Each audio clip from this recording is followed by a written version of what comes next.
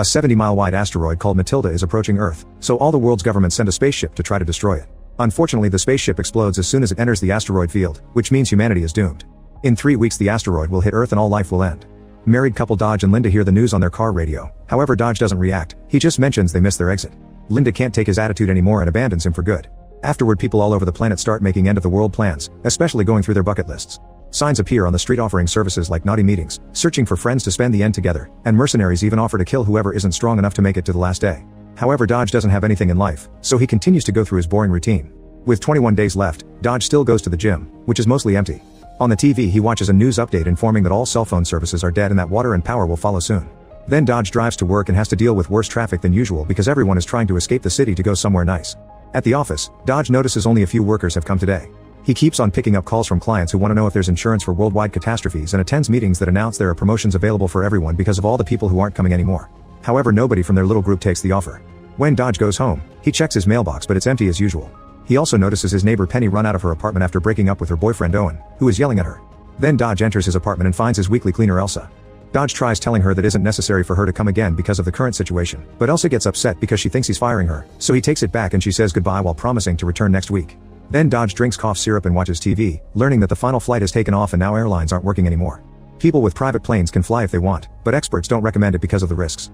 Before going to bed, Dodge finds a spider in the bathroom and gets ready to kill it, but in the end he decides to let it live. That night, the spider walks all over his face.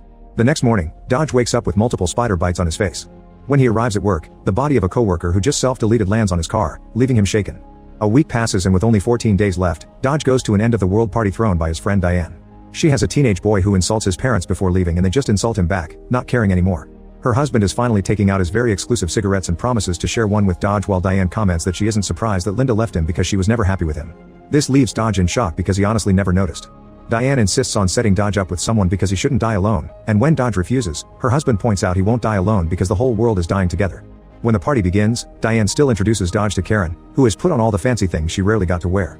She tries to make conversation with him, but it's very awkward and Dodge doesn't know what to say. During dinner, people share their plans for their last days, like visiting their family or doing things from their bucket lists. Karen says she wants to spend them with someone special while making flirty faces at Dodge. After dinner is over, the party truly begins and gets so wild that people are even allowing the children to drink. Karen dances while still flirting with Dodge, who tries his best to ignore her. A friend tells Dodge that because of the incoming end, women have no standards and every man has a chance no matter how ugly they are. He reveals he was intimate with tons of women last week, and asks Dodge to team up with him to sandwich Karen, but Dodge turns him down. Soon the fireworks and illegal uppers come out and Dodge can't take it anymore, so he hides in the bathroom. When Diane comes to check on him, she shocks him by trying to kiss him. Dodge immediately turns her down and reminds her that she's married, but Diane explains nobody cares about that anymore. Tired, Dodge decides to go home early and think about his old life. While looking at a picture of his high school sweetheart Olivia, he starts to play the harmonica, only to stop when he hears a woman crying on the fire escape. Dodge checks on her and discovers it's Penny, who immediately hugs him as she cries her lungs out. She missed the last flight to the UK, and now she won't be able to be with her family during the end. Feeling bad, Dodge invites her in and shares his cough syrup, which has been mixed with vodka. In return, Penny offers some pot, which he turns down. Penny explains smoking is the only thing that helps her both sleep and wake up because she suffers from hypersomnia, which means she can sleep through everything, even the apocalypse. Then the duo watches TV together and falls asleep on the couch. The next day, Penny continues to sleep no matter how loud the TV is or if Elsa is vacuuming right next to her. Dodge pinches her nose and nothing happens, so he plays the harmonica instead. This finally wakes her up and she announces she's finally ready to go to her apartment. They go downstairs and Penny brings Dodge a pile of mail, explaining that the mailman always sent Dodge's things to her mailbox by mistake. This has been happening for years and she's been saving it all, but she never saw him around to give it to him. The only person she knew is Linda, who Penny thinks was Dodge's roommate because she always saw her very happy with a boyfriend. Dodge is shocked to realize Linda had been cheating on him, so he goes back to his apartment and furiously destroys all of Linda's belongings, feeling like a complete idiot. Then he buys a bottle of blue liquid and goes to the park, where he sees a couple of teenagers kissing and yells to scare them away before drinking until he passes out. His plan to self-delete fails and he wakes up perfectly healthy the next morning, only to find an abandoned dog tied to him and a note that says sorry. With only 12 days left, Dodge takes the dog and starts making his way home.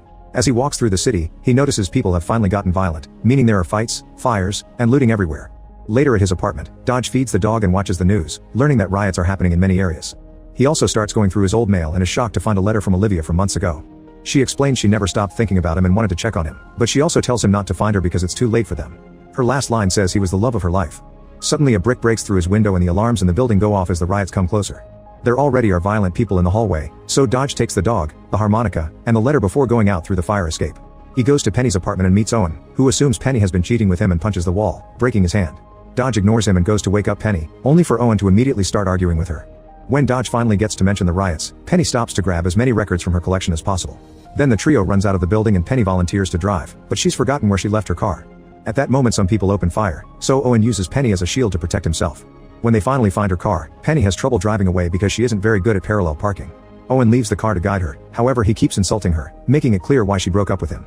Tired of dealing with the couple's arguments, Dodge tells Penny he knows someone with a plane and he'll introduce that person to Penny if she takes him out of there. Motivated, Penny finally takes the car out and drives away, leaving Owen behind. Unfortunately the next day they already run out of gas because Penny didn't fill up the tank. As they walk down the road, Penny tries to stay positive, causing Dodge to finally snap. He tells her she ruined his life because he didn't get Olivia's letter in time, and who knows where she may be now. Feeling incredibly guilty, Penny promises to reunite Dodge with his lost love. Then Penny starts hitchhiking and a man Glenn agrees to give them a ride. As they travel together, Penny tells Glenn to share his life story, and he starts from his dad's childhood.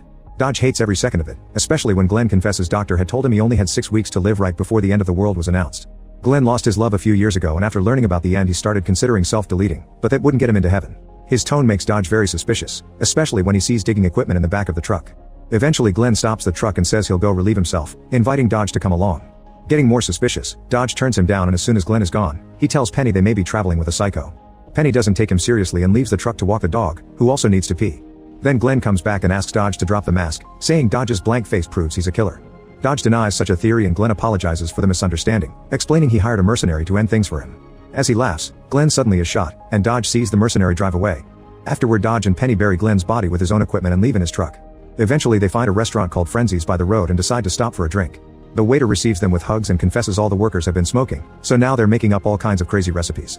Penny and Dodge stick to the classics, getting some food for the dog too, and Penny even joins the conga line. While they eat, they share more about their old lives, but they're suddenly interrupted with a surprise. Penny told the waiters that it's Dodge's birthday so they bring over a little cake and a song. Suddenly a waitress kisses both of them and soon the party starts getting naughty, so the duo takes the dog and leave. In the truck, they notice a certain tension between them and end up doing the dirty together. Later Dodge feels guilty because of their age difference makes him feel like he took advantage, but Penny reminds him she's an adult who made a choice. Suddenly they hear sirens and are shocked to see a cop trying to pull them over. Penny wants to keep on driving because the law doesn't matter anymore, but Dodge doesn't want trouble and forces her to stop. Since she's smoking, Dodge takes her cigarette and hides it in his mouth, only to accidentally inhale some smoke. The cop comes over and lists all the things they're doing wrong, so Penny points out it's pointless. However the cop doesn't care and arrests them anyway. In jail, the duo finds a guy who was arrested for disturbing the peace with his "the end is here" sign. Penny has a breakdown because she's failing her promise, so Dodge hugs her through the bars and explains she didn't ruin his life because he already did that to himself a long time ago.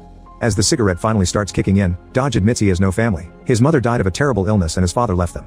Then he plays the harmonica until they fall asleep. The next morning, a new cop arrives to take on his shift and immediately releases everyone. Unfortunately he can't return the truck because it got impounded, but he does offer a ride. Penny remembers an ex lives nearby so the cop drives them there.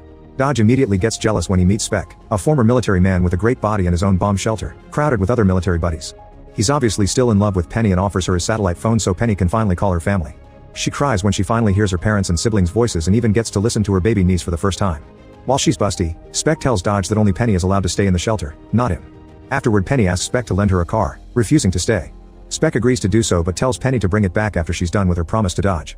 The duo continues to bond during their trip and eventually they make it to Olivia's childhood home, but nobody answers the door. Penny breaks the window to open the door and they find lots of food in the fridge, so they agree to spend the night there. Dodge finds a record player and Penny gets to listen to her old records while she cooks. When Dodge wakes up from a nap, he shares dinner with Penny and the dog, and Penny tells him more about her family, including the love for records she got from her dad. Then Penny checks a drawer and finds a letter from Olivia to her parents, which includes a return address. Dodge gets excited and they agree to go there the next day. That night, Dodge discovers Olivia wrote his name on her childhood bed, and Penny smiles at the old pictures of Dodge from an old yearbook. The next morning, they go to the address on the envelope and Dodge tells Penny to wait in the car. He goes to the house only to come back a few seconds later and drive away. Penny is confused as Dodge explains he didn't knock, he just left a letter. An argument ensues when Penny demands to know what has changed, causing Dodge to almost crash against a line of people. The duo leaves the car and follows the line to the local beach, where people are getting baptized. Finding the sight rather sweet, Dodge and Penny share a kiss and join the people on the beach, spending the day on a lovely picnic and befriending everyone. The dog gets to play with the locals as well. Dodge tries to teach Penny how to play the harmonica and she discovers it was a gift from his dad. Then the duo keeps on traveling and arrives at a house in the countryside. The guy with a plane is Frank, who happens to be Dodge's dad. Penny gives them some privacy and Frank tries to apologize to Dodge, who explains it doesn't matter anymore since the end is coming. However, Frank still tries to be nice and the three of them spend a lovely dinner together, to the point where father and son play the harmonica together. Once Penny falls asleep, Dodge carries her to the plane and tells her she's the love of his life before Frank flies off to the UK. Afterward Dodge goes home with the dog. He finds a note from Karen and Elsa cleaning his apartment, so he finally snaps and tells her to spend the last days with her family. Elsa is hurt because she considers Dodge a friend to hang out with, so Dodge regrets it and tells her to come back next week as usual, although there won't be a next week at all. Sometime later, Dodge watches the final TV broadcast, during which the anchorman announces the calculations were wrong and the asteroid will arrive in 16 hours. The anchorman also offers a very heartful goodbye speech, and the signal is finally cut. Feeling sad, Dodge goes to Penny's apartment and begins listening to her records, remembering everything she taught him about them. He lies down on the floor and waits for the end, listening to music until the power goes out. Suddenly the dog starts barking and Dodge is shocked to discover Penny came back. She admits she woke up during the flight and made Frank take her back. After sharing a hug, they lie down on the bed together and confess their feelings for each other. To keep Penny awake and distracted from the explosions going off nearby, Dodge keeps talking to her and asking her questions about her old life. The couple stares into each other's eyes as the asteroid hits Earth, ending it all. Make sure to subscribe and turn on notifications so you can watch more videos like this. Thanks for watching.